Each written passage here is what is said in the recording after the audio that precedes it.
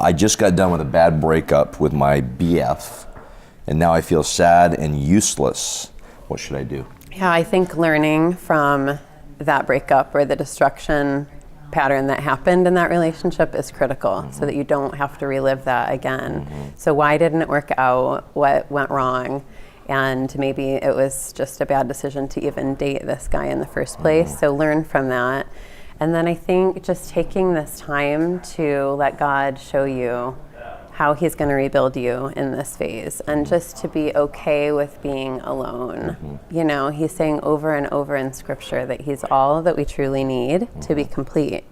And yet we stuff ourselves with everything that doesn't matter and that's not going to fill us. And so really take that time to be deliberate in that healing and serve someplace. I think getting out of that lonely place, that selfish and place. where you're focused on how you can help others, will help you get out of that trench that's hard to. I've got a few thoughts, and you've heard me say this, 99% of all relationships end in a breakup. So if you do the math on that, it's pretty depressing. So breakups, unfortunately, are part of relationships, and breakups don't have to be bad, they don't have to be terrible, but you generally only marry one person, and you only end up with one person for the rest of your life. That's at least what God's desire is. So heartache is a difficult thing, but it's a common thing. I'd also say that ironically, heartache often leads you to a desire to know God, because usually at the bottom of the bucket, at rock bottom, when we've rode that slide all the way to the bottom, we end up find ourselves at the bottom saying, you know, God, why? Yeah, or I can't do this on my own. Yeah. So don't try to fill the void with someone other than God. I hope that you're not thinking of trying to get this guy back, because honestly, it broke up for a reason. Leave it, let it be. You can be friends, but don't try to pursue it again. But at the bottom of that slide, pursue the one who made you and gave you your life in the first place, and ask him, what do you want for my future since you made me?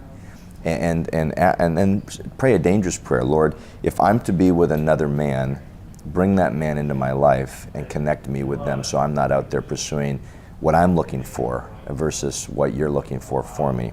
So there's just a couple of thoughts in regards to what you should do. I love your suggestion about serving, because it's during times like this that you take your eyes off of yourself and put it on someone else that you can help, because that helps heal and rebuild. And you did that when you went through a hard time. And you know, I believe that those years that you did that before we met helped form the godly woman that you are today, and why I was even just ridiculously attracted to you when we first met is because I saw someone that wasn't selfish, but someone that was selfless. Thanks, honey. It was just, absolutely. It's free. It's free? It's free. There's no charge today. Awesome. Great question. And again, if you're still hurting and you need to talk about it, we have SoulMedic standing by 24 hours a day. You can visit our website at remedylive.com and chat with us there. Or if you just want to text us, text the word remedy to 313131.